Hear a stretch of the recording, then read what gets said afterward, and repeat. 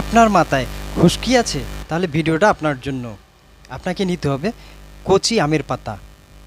কচি আমের পাতা 3-4টা নেবেন, ওটা ভালো করে পেস্ট করবেন। সেখান থেকে মোটামুটি 2 চামচ রস বের করে নেবেন।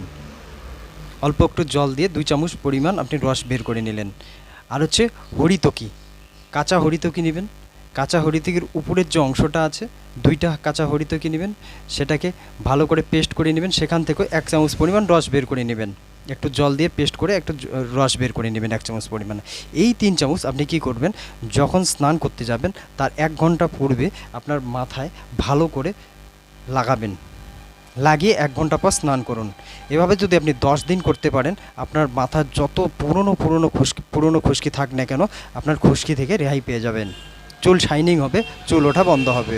তো আপনি ব্যবহার করুন এবং উপকৃত হন। আজকে এখানেই রাখছি, আবার দেখা হবে নেক্সট ভিডিওয়।